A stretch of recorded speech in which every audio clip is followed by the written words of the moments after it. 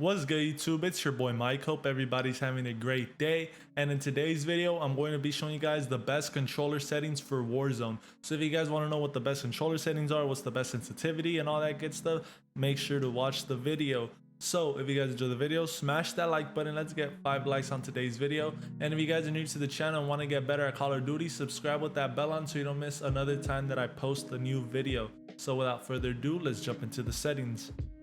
So right here in general, make sure you have your input device on controller if you're on PC. I usually, every time I start up my Warzone on PC, I forget to turn on my controller and it's always on keyboard and mouse, and I have to leave the game every time because you cannot change it in game. So make sure if you're on PC, just change your input device to controller. If you're on console, you don't have to worry about that. So for PC controller players, if you're using a controller, change your field of view to 110. And if you're using keyboard and mouse, change it to 120. But if you're on controller, 110 is what I recommend. And change your ADS field to affected, because if you do not have it on, if you have it disabled or independent, I mean, it's gonna zoom in every time you shoot and it's just gonna go back to the normal field of view. And if you guys have it on effective, every time you guys aim down sights, your field of view will stay the same on 110 or on whatever number you guys put it on. Brightness, I just did what it told me to do, adjust the brightness so it's barely visible, the one in the middle. So just do the same. 55 is perfect for me, so I have it there. This is just preference right here. Horizontal up display and vertical heads up display, it's all personal preference as well. This, both personal preferences. Subtitles, you can have it on, also personal preference. It can be good, so when they call a cluster UAV or a precision airstrike, your operator will sometimes say that there's an airstrike, and sometimes you won't say it, or sometimes you won't be able to hear it, but it'll pop up on the screen. But it'll pop up either way if you're under the airstrike or the cluster, so it doesn't really matter. These don't matter. This is all personal preference. Now right here, minimap shape, this is important.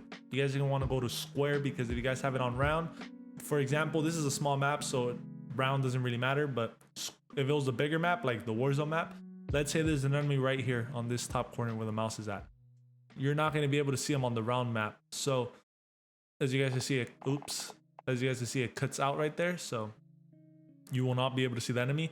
And by the time you get next to him, he probably had already spotted you, and it's too late. You'll probably die. Right here, square, you'll be able to see the corners way better. I recommend square. Map rotation, I recommend you guys have it on as well. This doesn't matter, and all of this right here, all personal preference right here. This doesn't matter anymore. Next, we move over to audio. You're gonna want to use boost low for the audio mix. You guys could use boost high as well, but boost low is better for footsteps. It makes the footsteps sound deeper, and you can tell where the footsteps are coming from more than you can in boost high. Master volume, 100%. This is for like the bullets and all the other stuff, like footsteps and bullets, and so you can hear where enemies are at. So I recommend having that at 100. Music volume, for the sake of the video, I have it at 0, but I usually have it at 50%, so I could listen to the music in the war tracks, because I mess with that 80s playlist, you feel me? So I have it at 50, but you guys, this is all personal preference. Dialogue volume, again, personal preference, so you guys could hear your operator say that there's a UAV, there's a cluster strike coming, there's a precision coming. All personal preference right here, but make sure not to have it too loud. Like the music and the dialogue, don't have it too loud, because it can mess up with your master volume, making it to where you can't really hear your footsteps and stuff. But effects volume, have that at 100% as well. This doesn't matter. Personal preference here too. War tracks, personal preference, everything personal preference. So let's move over to the controller settings. So for your button layout, I have it on tactical, but that's because I don't have an elite controller. I recommend tactical. You slide and you melee with, you melee with B and you slide with the right stick, which normal is switched. It's B to slide and melee with the right stick. But if you guys have like an elite controller or a scuff, I recommend default, so you guys could just use the paddles in the back to slide and stuff. But if you do not have a scuff or an elite controller, I have a normal Xbox One controller, so I recommend tactical. Stick layout, default. Invert, I mean, if you guys like playing invert, turn it on. If you don't, I don't like playing invert, so I have it off. Dead zone, I recommend 0.07, but if you have a lot of stick drift on your controller, you guys are gonna want to turn up the dead zone higher until you find it perfect where the drift stops.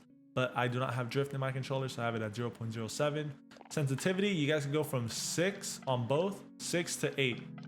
So I recommend, I play on 7, but a lot of pros play on 6.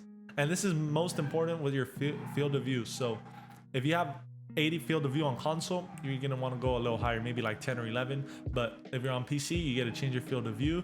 So I recommend having it on 7, since it feels the same about 11 and 10. It feels the same because of the field of view. It really does a big difference. ADS sensitivity multiplier, low zoom and high zoom. I recommend 0.75 for both. Aim response, curve type, standard. If you're a better player, like if you're like a good player, I go with dynamic. But if you're just like a normal player like me, or you're above average, standard is pretty good. Controller vibration, turn that off so you won't miss shots while you're shooting at an enemy. Your controller will vibrate and can mess up your aim. I used to have it on all the time, but I recently just disabled it once I got a PC. Aim assist, standard. Scale aim assist with FOV, I recommend that. As you guys can see, the box with having it disabled is bigger and having it enabled is smaller. So it's bigger to help you like track the enemies better. So like, let's say with the bigger box, you'll be able to it will lock on from like further away, but having it smaller will perfectly lock up with the enemy, which is better. So that's what I recommend. It might be a little harder, but it will, when you lock on, it will actually lock onto the enemy. So I recommend having it enabled. Weapon mount activation, ADS melee, that's personal preference. Weapon mount movement, personal preference. Right here, use reload behavior. Contextual tap, I use that to help you pick up loot faster. The only downside is you are gonna have to hold X or squared, depending on what console you're on. You're gonna have to hold it to reload if you're near an item to pick up, because if you just tap it, it's gonna pick it up. But if you're not near anything, you can just reload by tapping X or square. Depleted ammo weapon switch enabled. Armor plate behavior is personal preference. I have it on apply all just so I can just hold it once, and then I'll just apply all my armor plates if I need more than one. Slide behavior, tap, it's easier for slide canceling. Auto move forward, disabled. Automatic sprint, this personal preference. You can have automatic tactical sprint, it'll help you out with your movements, and it can like save your joystick's life, since you know tapping it messes it up. So, but I have it disabled, but you guys can have it on if you guys would like. And these don't matter. Parachute auto deploy, it can be better so you guys can get to the loot faster, but you will pancake a lot more, so I don't really have it on. I have it disabled. And that's it. That's the best controller settings for console, best sensitivity. So if you guys enjoyed the video, smash the like button. Let's get 5 likes on today's video. And if you guys didn't enjoy it, dislike it. And if you guys are new to the channel, subscribe with that bell on so you don't miss another feature lit video. And without further ado, I'll see you on my next video. Peace.